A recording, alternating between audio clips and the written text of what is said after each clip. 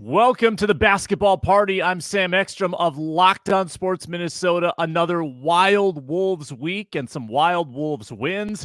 We'll break it all down on today's Minnesota basketball party. This is Locked On Sports Minnesota podcast. It's endless Minnesota Timberwolves talk with the diverse voices of your local experts. It's time for the Minnesota basketball party on the Locked On Podcast Network. Your team every day. What is up, everybody? It's the Minnesota basketball party. Wolves talk every Wednesday here on Locked On Sports Minnesota. So glad you joined us today. Whether you're on YouTube, the Locked On Sports Minnesota video feed, or on audio, where you can find us on Locked On Wolves, wherever you get your podcasts. We appreciate you tuning in. And why wouldn't you? With the Minnesota Timberwolves playing the way that they're playing right now, they are 20-5. Celtics lost last night, so they're all alone with the best record in the NBA. Plenty to get to today, including a crazy win against the Heat. We'll talk about their biggest challengers in the West and look ahead to 4 more tough games this week. The gauntlet does not let up. And one more reminder that we are brought to you by Gametime. Download the Gametime app, create an account, and use code LOCKEDONNBA for $20 off your first purchase. But let's meet our panel today with our opening tip. Take it away, Ron. Well, I'm Ron Johnson, former Gophers and NFL wide receiver. Of course, my claim to fame is I played against some D1 basketball players in high school. So that's why I love basketball. But no, I'm a basketball guy. But I have to talk about Anthony Edwards and his kind of ascension. I had a dream with Anthony Edwards and Michael Jordan. We'll talk a little bit about that. I really want to hear that dream now. Reggie Wilson with Care 11. And, you know, I've been listening to some of the national pundits, and all the people are not talking about the Wolves, but they should, because the Wolves are probably the most dangerous team in the West. I'm Ben Beacon, host of the daily show Locked On Wolves here on the Locked On Network, and we're going to talk about the tough schedule upcoming for the Wolves. I think they're going to take a couple of L's, but I still think they're going to be at first in the Western Conference once we get to call it the second week of January. It's a tough stretch, but the Wolves are still the best in the West.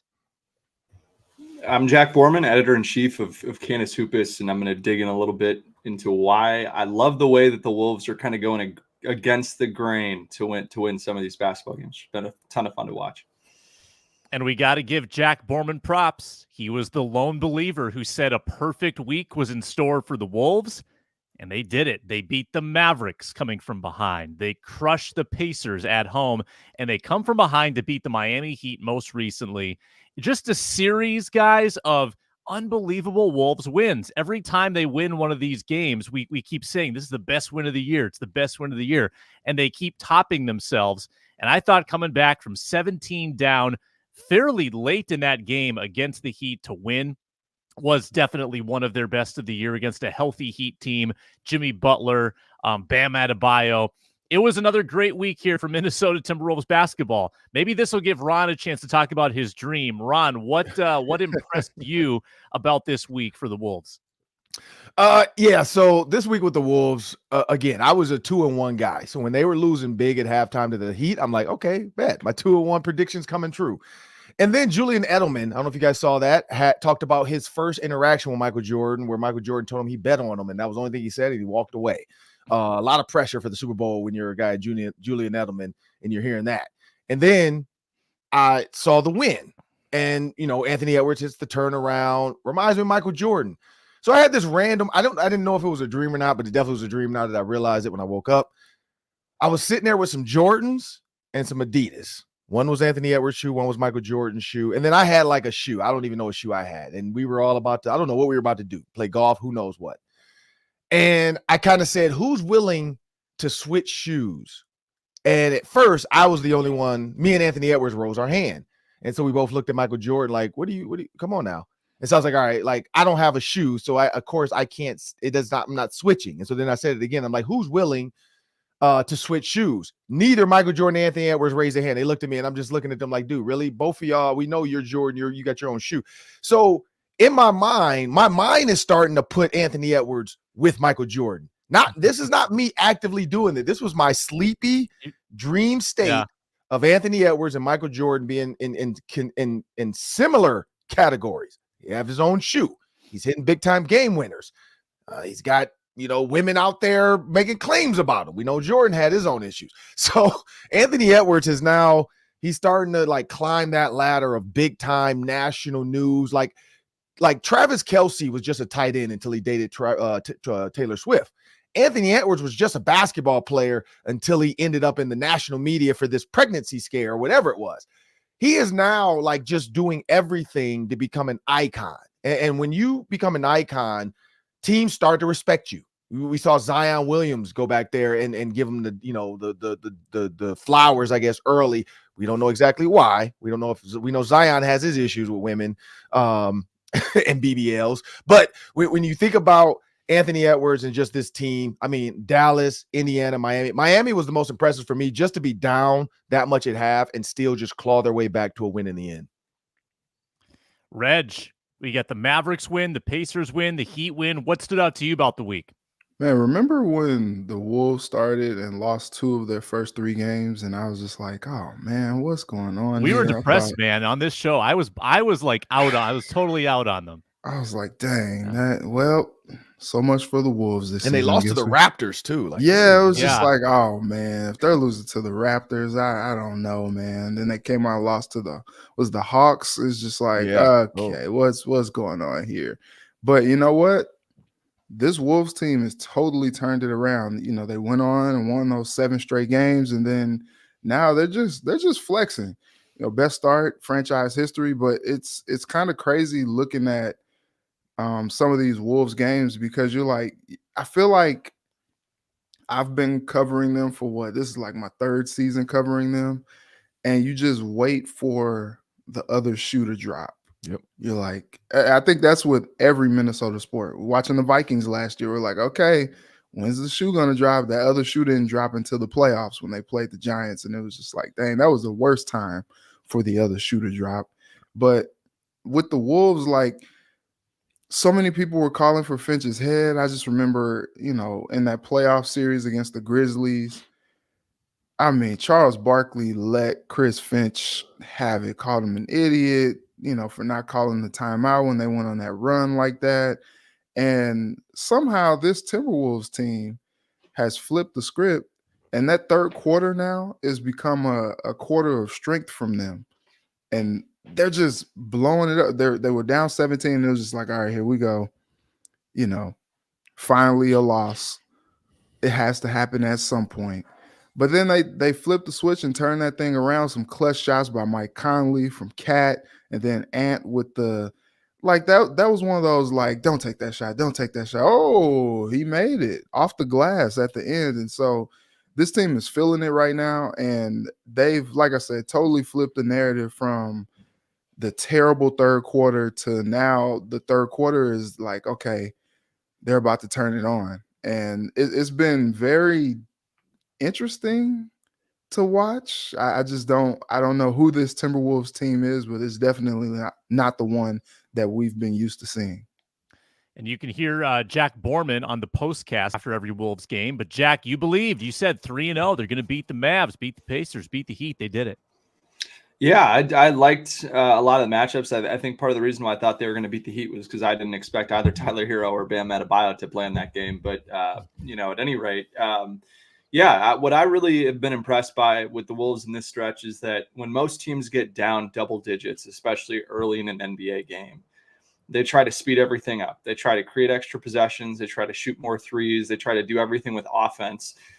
They try to get the lead back at once. And this Timberwolves team kind of leans even further into their identity, kind of on the other end of the spectrum, which is to really slow the game down, value every possession, dig in and try to win, come from behind and win with defense, which is something that, is really rare in the NBA, especially. It's just not something that you see. And the fact that this team, has the patience and trust and belief in one another to do that, I think is something that, I think a lot more people should be paying attention to. And I think it speaks to the confidence that this team has in its own identity and in Chris Finch and in the coaching staff to be able to, make any necessary adjustments, and the fact that they just don't flinch and they just kind of chill out and play their brand of basketball. I mean, you look at what they did in Dallas. They gave up 41 points in the second half to the number 3 offense in the league. And then gave up 42 in the second half to Miami, who's another very good offense. In that Miami game, they gave up 18 points in the first 16 minutes of the second half, which is pretty remarkable. So it's just been a lot of fun to see this Timberwolves team really blossom into, just a dominant second half team. I don't think any of us could have really saw that coming. They're one of the best clutch teams in the NBA. Their third quarter net rating is a whopping plus 18.2. That is second best in the league behind the Sixers, who we'll see tonight. So that third quarter might be just like World War III. And then they're eighth in the fourth quarter, and put all that together, and they're the number 2 second half team in the league at plus 11.8, which has just been a joy to watch, and really fun to know when you're watching all these games that it's like, hey, whatever the score is in the first half, the Timberwolves just aren't out of the game, and they're gonna not go quietly away into the night. And that's, I think, been something that's brought a lot of joy, and and given a lot of Timberwolves fans confidence in what this team can do. Yeah, and Ben, I want to get your take on the week, but you also thought the Wolves might take some L's coming up here. I have them at 73-9 for a final record, so I don't know what that's about, but maybe you can weigh in on that. Hey, until they lose their 10th game, you never know, right? Yeah, I mean, we'll talk about the schedule here in a little bit. I mean, it's a really tough schedule. Not beginning tonight. It got tough a week ago, right? And they went 3-0, which Jack was the only one, as you said, that said that would happen. In terms of this week, like, there's so much that we could take from this. I think Jack's point about certainly getting back into games with defense, and also beating Dallas the way that they did was really impressive, and completely, early in that game, Dallas was up, like 17-2 or something. Luka hits that 4-point play, and it feels like this thing could get away, like the Phoenix game, or, a couple of those other losses the Wolves had earlier in the season. And then the Wolves right the ship and end up winning, kind of going away in that one. To me, though, if I had to pick one thing, it's not just the comeback against Miami, but the fact that they came all the way back and then didn't have the letdown on the road against a legit playoff team that almost certainly will be, second round, maybe even conference finals team in the East. That's been there, done that. And like, we saw teams erring on the side of resting guys against the Wolves, like Halliburton didn't play Saturday. Like, we've seen that a little bit already. Like, hey, we're not going to win in Minnesota. Miami was gearing up. Like, Adebayo hadn't played in a couple of weeks. Hero hadn't played in like a month. And Miami was like, we're going to bring these guys back. We're going to see if we can beat the Wolves. They get up 17. The Wolves come all the way back. The arena is going crazy. And instead of letting the foot off the gas and just kind of having that late fourth quarter letdown, the Wolves took the punches the Heat gave. Adebayo made a couple of ridiculous shots that just like rolled in, that were just, lollipop shots over Rudy. And it would have been easy for the Wolves to not hold serve, and it would have been understandable, expending so much energy to get back in the game. But they didn't. They persevered, and they were the ones that got, the Ant dunk on the cut when Cat, hit him on the baseline. Rudy comes down, blocks the shot. Ant comes down with the dunk after the block shot on the other end. Like, those types of sequences on the road, after coming all the way back from a double-digit deficit, is really, really impressive. And I mean, that's a legitimate win. One of the best 2 or 3 wins of the season so far, for sure. And it was just a really, really strong second half of basketball and a tough place to play. Yeah, I said this on the Ron Johnson show yesterday. The Wolves scored on 8 consecutive trips down the floor inside the 4-minute mark of that game. That is some serious clutch shot making. Yeah, my favorite, I think, was the Cat little push off where he sent Jimmy flying and then canned the mid-range jumper. That was great. The Wolves owned Jimmy in that fourth quarter, and I think they kind of have his number in general since he went to Miami. It's kind of unbelievable, actually, how well they've done against the Heat. And Cat got that offensive rebound over Jimmy and threw that lob to Rudy. So he got Jimmy twice after Jimmy got him like the whole game, pretty much. Yeah, that was fantastic. Great win, great week. Wolves are 20-5. We'll talk about their biggest challengers in the West after a word from our partners.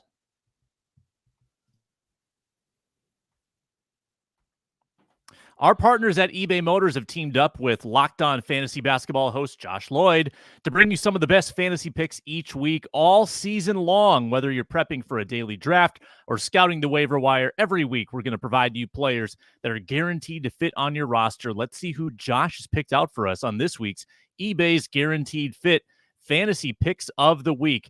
I'm honing in on Grayson Allen with Bradley Beal out Again, Allen should see strong minutes, a nice increased usage role for the next few weeks.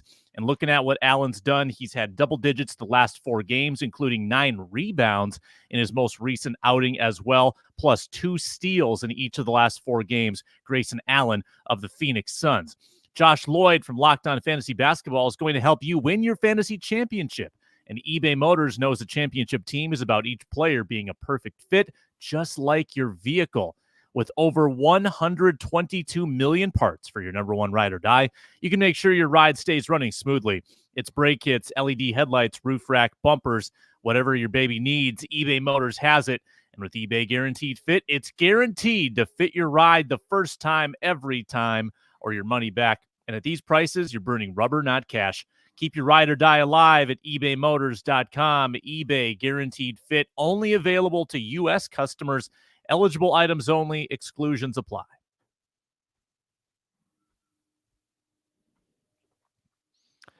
All right, glad you're with us here on the Minnesota Basketball Party. Everydayers here at Locked On Sports Minnesota. You can find us on Wednesdays talking Wolves, also the Minnesota Football Party Mondays and Thursdays, Ron Johnson Show on Tuesdays, and our roundtable with Reggie Wilson, Julia Daniels, and Ron Johnson on Fridays. That's the slate here at Locked On Sports Minnesota. Let's get into this Western Conference a little bit.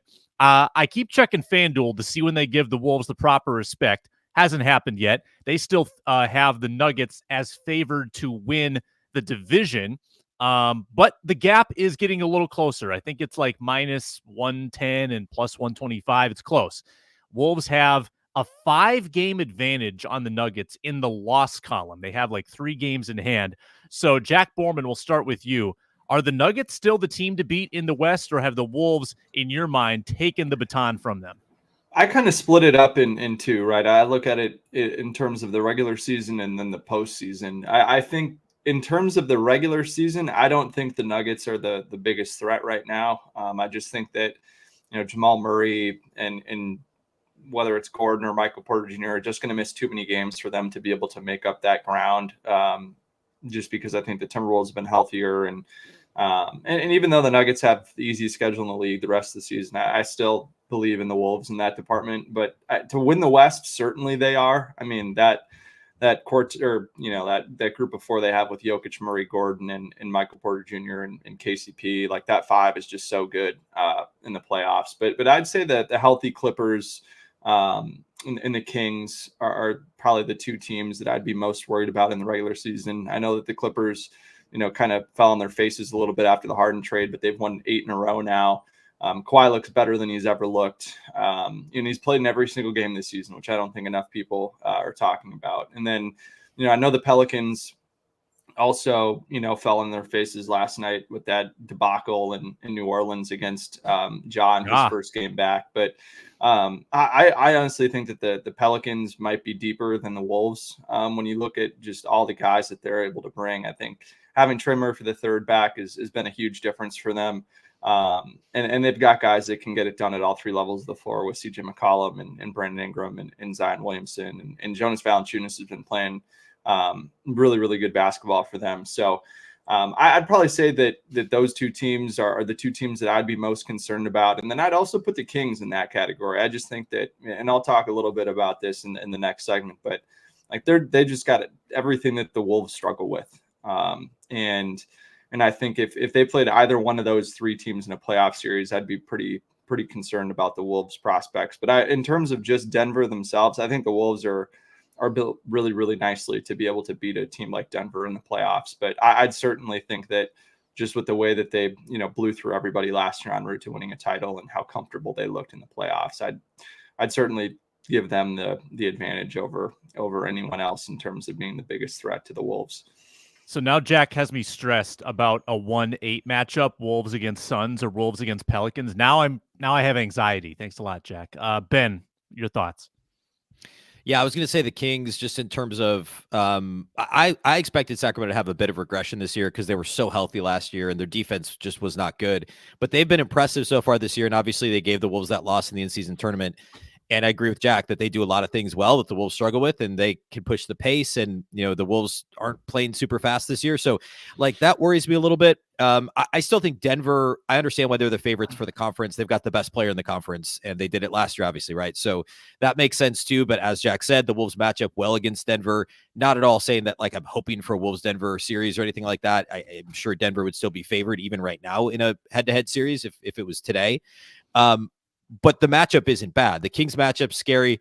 The Clippers upside is scary. We've seen the Wolves struggle. They just lost the Pelicans with Zion on the floor. So that matchup too. I would highlight the Kings and Pelicans. I don't mind the way the Wolves match up with OKC. I think OKC is too small. I like how they match up with Denver. I like how they match up with Dallas.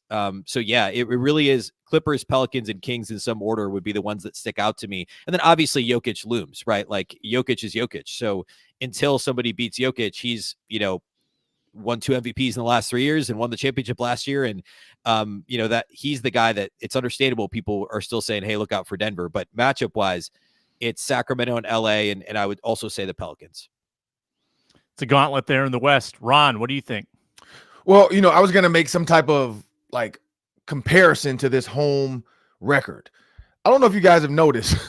I didn't notice this either. The Rockets and the Timberwolves have the same home record. I don't know if anybody knows that. It's the stupidest thing I've ever seen in my life.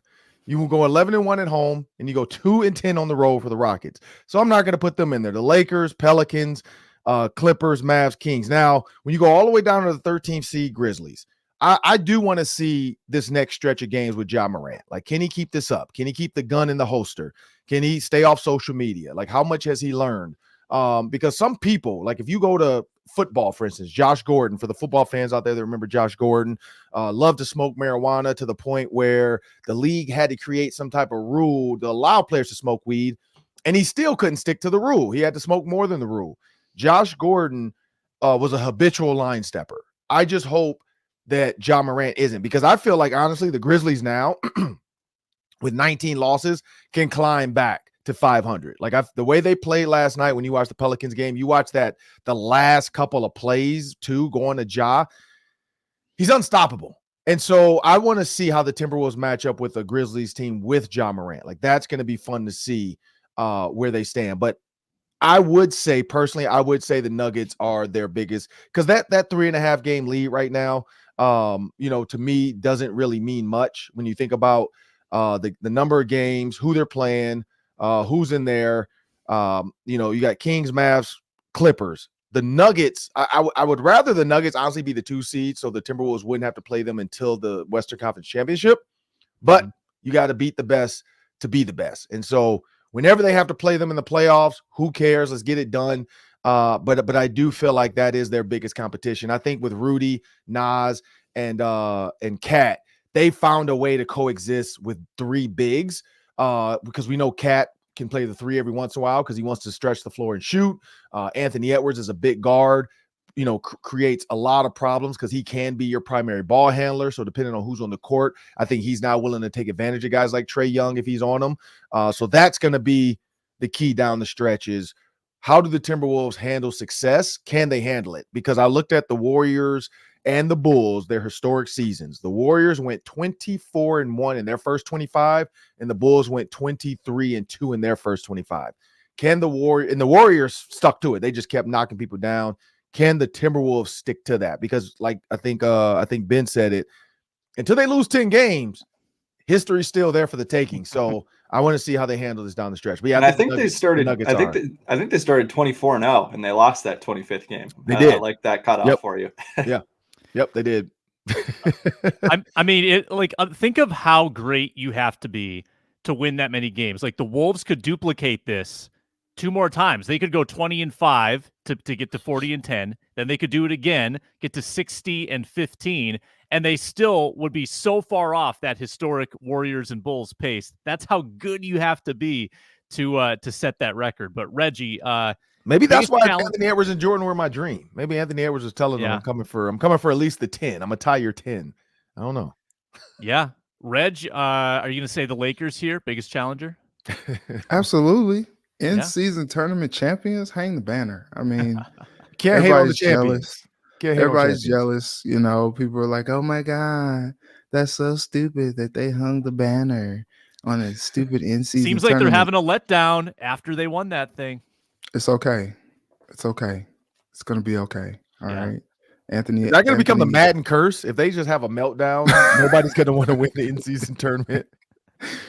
It's okay. It's okay. If all else fails, the Lakers still have the in-season tournament, and nobody will ever be able to take that away from them. So, you know, take that, haters. No, but look, the Lakers, if they can stay healthy, they will be somewhat of a challenge. I'm being realistic. The one thing that is nice about what the Lakers have going on is their depth. Now, the problem is that depth is not necessarily responsible for winning them basketball games, if you will. They just got a lot of guys. Like, you know, I was wondering in the offseason if they were compiling too many guys, because now you're having problems like, okay, who's cracking the rotation? You know, you got guys, are they hot? Are they cold? Like, you kind of have to get some run in order to actually kind of get going. Like, you got Cam Reddish, Taurean Prince, and, you know, all these guys that are trying to kind of be in the rotation. You got D'Lo, he's hot and cold. But anyway, this is not a Lakers show. I think the Lakers are, if they can stay healthy, they'll be a bit of a challenge. But honestly, we just had Ric Flair in the studio a couple weeks ago. You know, to be the man, you got to beat the man. And so the Nuggets are still that team that, you know, you're going to have to see them at some point. But I will say, James Harden is playing at an all-star level lately, and he looks like he's rejuvenated out there. And that's a great point that you brought up, Jack. Kawhi is playing what's going on? What in the load management is happening right now? Because he's not having these low management games. And I think talent-wise, when you think of a big three and you got PG, Kawhi, and James Harden, like, that is a scary thought if they are playing at the top of their game. And, you know, we've seen it in the past. The Clippers they're going to clipper after a certain point. But if they can stay healthy and if these guys can continue to lock in, like, that's going to be a scary, scary thought. But also it'll be a great series for the Wolves. We're going to look ahead to the Wolves week, which includes a matchup with the Lakers coming up in the Minnesota basketball party. That's coming up in just one moment. Let me tell you about the Gametime ticket buying experience. Reggie Wilson, take note. If you want to go see LeBron James come to Target Center, this is all you have to do. Download the Gametime app. And sometimes you download these ticket buying apps and it's hard to find the venue. It's hard to find the game that you want. The price you see isn't the real price. You have no clue where the tickets are actually going to be because you can't see the floor or the stage. Well, here I am on Gametime right now. All I searched was Target Center, and I got Lakers Timberwolves, the next game coming up. Fantastic. That's tomorrow, 8 p.m. I can get in the door for $87 to see LeBron James take on Anthony Edwards. I see the floor. I see the all-in price. It's so easy. Couple clicks, and I've got tickets to the Wolves-Lakers game. That's how easy it is at Gametime. It's not frustrating whatsoever. It's extremely simple. They've got great deals there, flash deals, zone deals, last-minute ticket deals. They show you the view. They show you the all-in price with all the fees included, so you're not bamboozled when you get to the checkout screen. And you can also get some cash off when you download Gametime for the first time and sign up using the promo code LOCKEDONNBA for $20 off your first purchase. Download Gametime, create an account, code LOCKEDONNBA, $20 off your first purchase, and you can see the Lake Show come to Target Center if you download that tonight or tomorrow. Terms apply. Again, that's create an account, redeem with the code LOCKEDONNBA, $20 off. Download Gametime today. Last minute tickets, lowest price guaranteed. So the Lakers are one of 4 opponents in the next week. That includes Sixers tonight, Lakers tomorrow, Kings Saturday, Thunder day after Christmas. So a lot going on for the Wolves once again. Let's get quick thoughts on the week and then make your record prediction. You got 4 games. Who's going to go 4-0? Let's start with Reggie. Oh man, don't do this to me. Well, okay. So I guess the Sixers game. So Embiid had a 40-point game the last time we saw him, and so if he plays, if Maxey plays, like I think there's going to be a good matchup. I think it looks like they have Philly at -3.5. So yeah, like you said, Sam, Vegas just doesn't believe in the Wolves. They are also waiting on that other shoe to drop. But you know what? You know, they got a day of rest and they're going on the road. I think they could do it. I think they could take them down.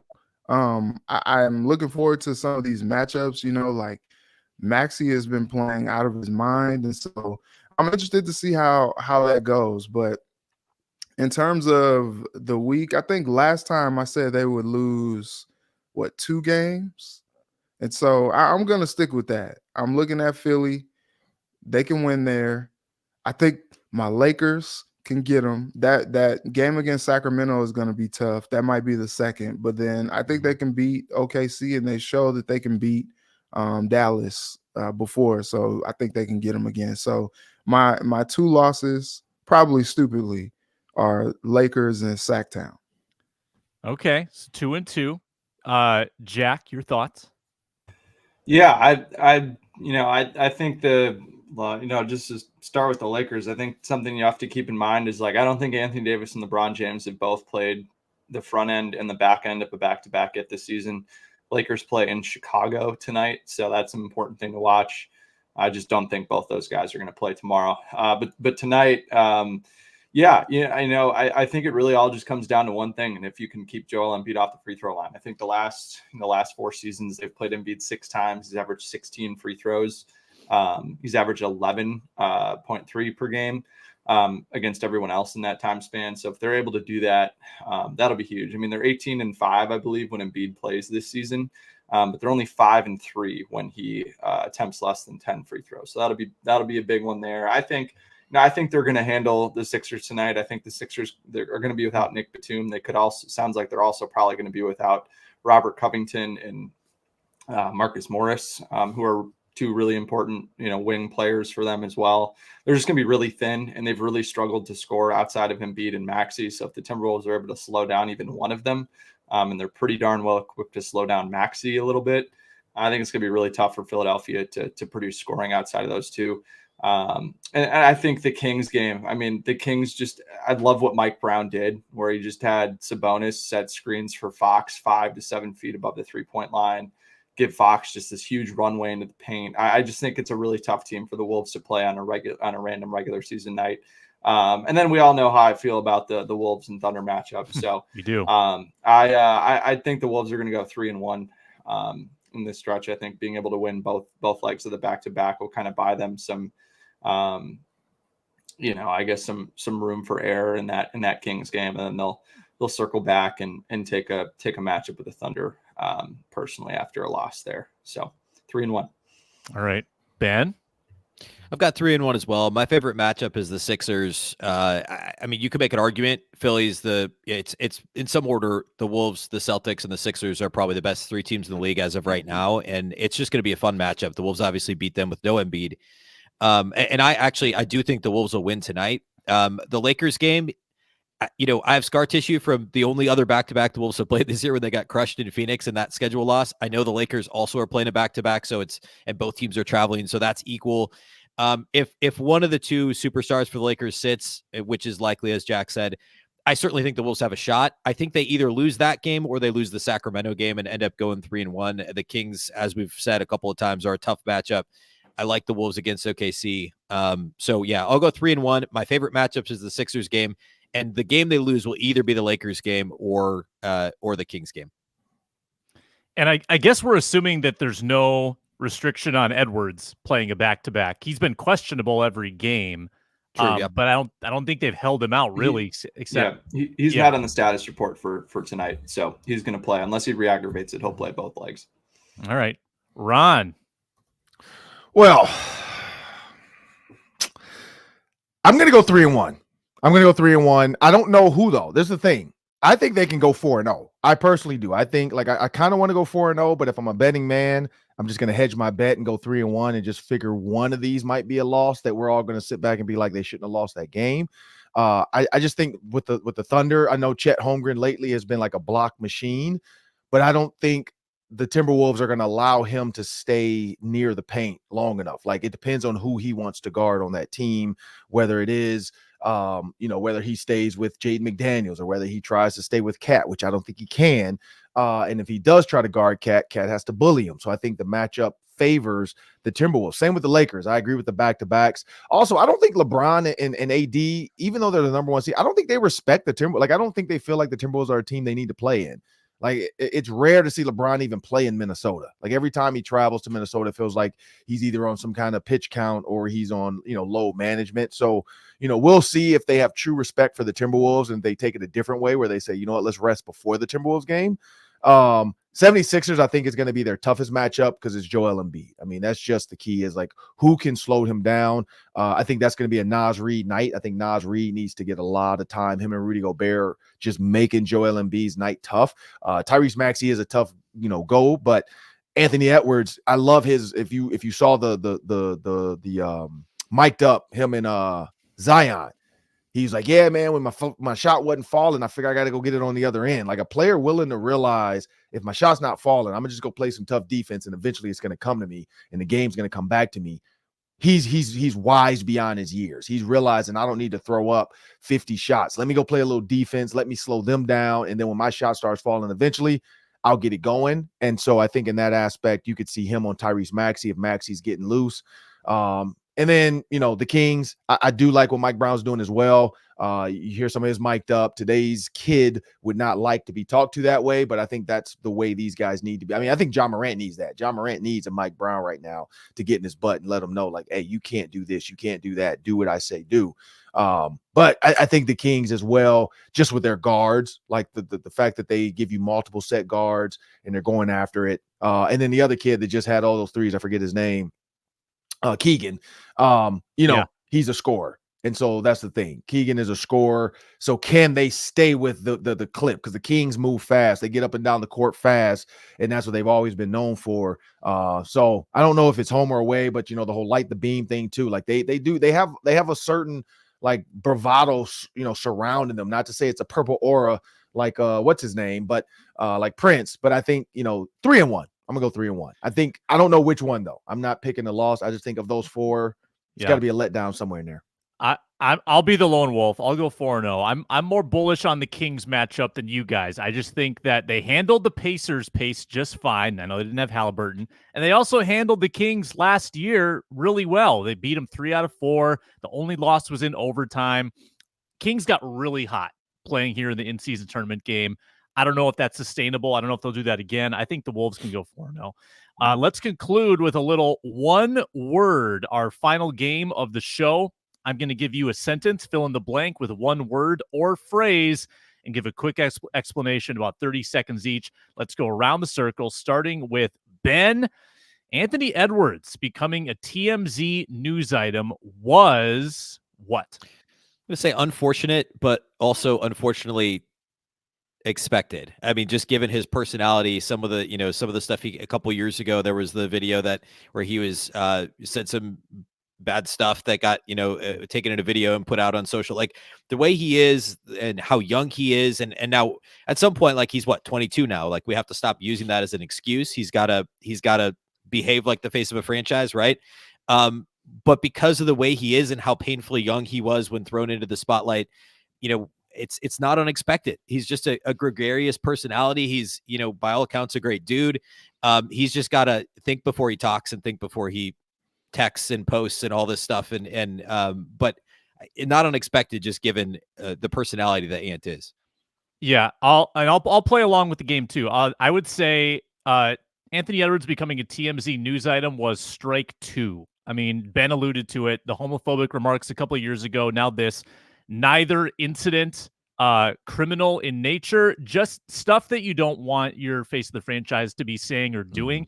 Just you gotta be thinking about other people when you act. And if you pile up enough of these type of incidents, then it starts to kind of change like how you're perceived. And that's the kind of stuff that can self-destruct you if it happens over and over and over again. So strike two. Like, I don't know how many strikes. I think you get a lot of strikes if you're Anthony Edwards, but strike two for me. Ron, what do you got? I'm gonna go disappointing. And not for like, I get it. Like, we're all humans, we're all men. I'm more disappointed. Like, when you see some of the off the internet pictures of this young lady, I'm disappointed. Like, you got to make better decisions. Like, you got to stop looking at Instagram. Like, actually meet them first before you decide to tell them everything you want to do to them. She's been courtside at games and not even his game. Like, that's the thing. Like, when you see she's courtside at other teams' games, like, come on, man, you got to know. Like, so I'm disappointed because clearly, she had a motive. Like, she's been courtside at multiple NBA games. So it was disappointing for me. I was disappointed in that decision. Reg. Predictable. I mean, come on, man. These athletes just get caught up, man, and it's unfortunate that this happened, but as Ben said, it's not unexpected because, like, you just kind of see it, like all the stuff with Zion Williamson, all the stuff, the Malik Beasley stuff that happened up here a few years ago, like. Right. These players just can't help themselves. They just can't help but get caught up to, PJ and Brittany Renner and all that. Like, it just happens with these players. And, you just say, just $100K to make it go away and send the video. Send the video. Send the video. Yeah, Jack. You're on mute. I don't know how I follow that. Yeah, the word that I had here was overblown. Doesn't impact Anthony Edwards as a basketball player, so I'm not going to care about it. Really, it's his own personal situation. It's not my place to pry into that or read into that more. Obviously, I think the homophobic comments were a much bigger problem.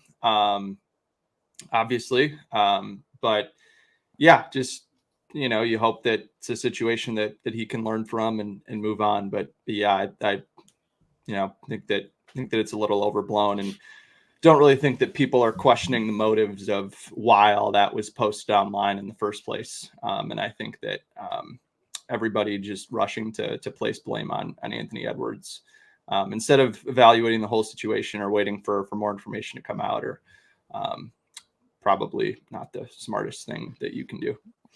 The get an abortion LOL was like, a little cringy. I think I saw a tweet that said that LOL was sprinkled in like parsley. Just yeah. I think the second half of that tweet was that his playoff run is going to be crazy or something like that. Like, it's just people are just, the comments about it were just ridiculous, man. Like, the only thing I can say too is I agree with Jack a little bit on you never know what she doctored up, because we have seen girls take text messages and then add to it because they can edit them now. So until Anthony Edwards says what he did, like that, or if she I was do agree even with pregnant, like it's so many things that Right. you just don't really know. And she tried to make it seem like, oh, I didn't ask for the money, but the 100K speaks a lot. It says a lot. But I agree with if that, you're Jack. somebody, You never really know the whole story. exactly. If you're somebody in his fam though, and you're like, you're not necessarily taken care of, if you will, and then you see him just drop 100K on somebody just like it's nothing, and that could like change your life. I'm probably feeling the kind of way. I'm like, dang, you can drop 100K on this chick just randomly, but like, I'm over here trying to feed my fam. I'm your cousin. Yeah, there's a lot to it. Yeah, there's some tentacles to this one, that's for sure. I don't know how to follow that up, but let's talk about the Pistons 24-game losing streak. It is blank. Let's start with Ron. Anti-Warriors. The Warriors went 24-0. The Pistons are going 0-24. Like, and I'm from Detroit, so it's heartbreaking. But you know what? They had to sacrifice the Pistons to get the Lions. Like, I think the sports world can't allow like the multiverse. You can't allow, like, it can't be that. You can't have both. So they had to sacrifice the Pistons just to get the Lions to where they are. So I get it. But yeah, anti-Warriors is what that is. Reg. Woof. How about that? Woof. Monty Williams, he came through with Phoenix and turned that thing around, but they gave him a lot of money and a lot of leash, but like, can you survive this? Like, are they supposed to be this bad? Like, even last year, they weren't this bad. Good Lord. Yeah, got some high draft picks there, and it's not really meshing together well. Jack? Yeah, I said fitting here. Yeah, I mean, like, Monty Williams, like 2 weeks ago, basically said that, we've got to space the floor out and give Cade some more room to work. Like, we figured that out, and that, that's a recipe for success for us when the losing streak was already pushing like 16 or 17 games. And that's when he finally realized that and was like, yeah, we realized we were doing some things wrong. It's like, my guy, I am a fanalist that knows nothing about basketball compared to like everybody that's actually in basketball. And I could have figured that out before you. And you are the highest paid coach in the NBA. And I don't even watch the Pistons like that, and know that if you put spacing around Cade Cunningham and can have a big man that can set great screens for him, that he can cook, and your offense can, thrive off of that. And you didn't realize that until a 16-game losing streak. It's, yeah, I mean, it's fitting, man, if that's who your head coach is and that's who you're paying all the money in the world to. Ben? Let's say brutal. I mean, think about if you're game 2 of the season, they held the Hornets to 99 points. Like, how do you feel if you're the Hornets? You scored 99 against the team that's 2-24 and has just a horrific defense. Well, horrific on both ends of the floor. Yeah, I would just say brutal. And I mean, it's vibes from the 2010-11 Nets or whatever team that was that I think maybe set the record for losses. Like, that's what this feels like. Yeah, I'll conclude by saying Washington Generals-esque. Everybody else they play is the Globetrotters. They're not allowed to lose. They can't lose. And I even noticed that at FanDuel, you can wager on the next time the Pistons win. So you can go down the calendar and select the game where the losing streak comes to an end. Great option at FanDuel. Yeah. Do they have if I'm an NBA team, though, I'm betting on that, and then I'm gonna lose that game on purpose. Like, I'm gonna bet on my team to be the team to give them their win, and then I'm gonna tank it. Like, I'm gonna have my cousin go put 100,000 on it, and then I'm gonna be like, "Hey, yo, we losing this game, y'all." Do they have an option for not win a game the rest of the season? Good question. I'm sure FanDuel's got everything. Plus the Lions already went 0-16. I don't know if the world could handle a team to go like 1-82. I think Draymond Green has been ejected more times or suspended more times in the calendar year than the Pistons have won games. I think the Pistons have won like 4 games or 5 games. And I think Draymond Green has been suspended like 5 or 6 times. Oh my gosh. And he is from Detroit, so there might be a correlation there. We are all out of time. We're going to talk next week about Chris Finch's Coach of the Year candidacy. For Ron, Reggie, Ben, Jack, I'm Sam Ekstrom. It's Wolves Talk every Wednesday on the Minnesota Basketball Party on Locked On Sports Minnesota. Thanks so much for watching. Enjoy the games this week, and Merry Christmas.